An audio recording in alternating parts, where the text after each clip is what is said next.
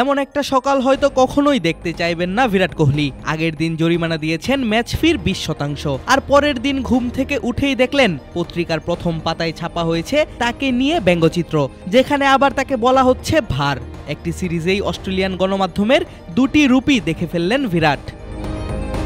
যখন সিরিজ খেলতে অস্ট্রেলিয়ার মাটিতে নামেন বিরাট, তখন তাকে প্রশংসায় ভাসিয়েছিল ওজি মিডিয়াগুলো, এমনকি পত্রিকার টাইটেলও লেখা হয়েছিল হিন্দিতে। কিন্তু মেলবোর্নে এসেই বিমানবন্দরে নেমে কোহলি বিবাদে জড়ান সাংবাদিকদের সঙ্গে, আর এতেই যেন কাল হলো এই ব্যাটারের। একের পর এক বিপদ যেন লেগেই আছে সময়ের অন্যতম সেরা এই ভারতীয় ক্রিকেটারের পেছনে।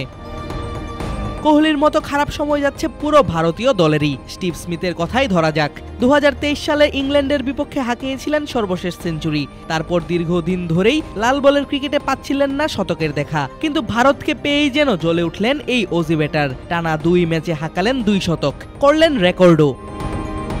এখন অবধি স্টিভেন স্মিথ ভারতের বিপক্ষে লাল বলের টেস্ট ক্রিকেটে ইনিংস খেলেছেন 43টি, আর 43 ইনিংসেই স্মিথ হাঁকান 11টি সেঞ্চুরি। ভারতের বিপক্ষে এত সেঞ্চুরি নেই অন্য কোনো ব্যাটারের।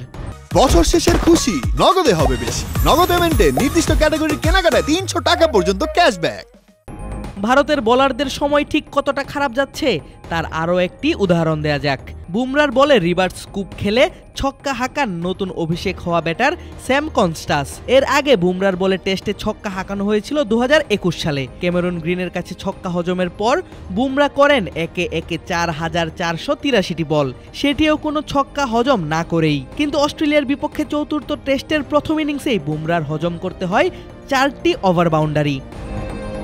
সব মিলিয়ে সময়টা একেবারেই ভালো যাচ্ছে না কোহলির, পাশাপাশি খারাপ যাচ্ছে ভারত ক্রিকেটেরও। মেলবোর্নে চতুর্থ ম্যাচের পর সিডনিতে অনুষ্ঠিত হবে সিরিজের 5ম অর্থাৎ শেষ ম্যাচ। এই শেষ 2 টেস্টের কোনোটিতে হারের মুখ দেখলে ভারতের খেলা হবে না টেস্ট চ্যাম্পিয়নশিপ ফাইনাল, ড্র করতে পারবে সর্বোচ্চ একটি ম্যাচেই। আদিব আশরাফ, ক্রিক ফ্রেঞ্জি।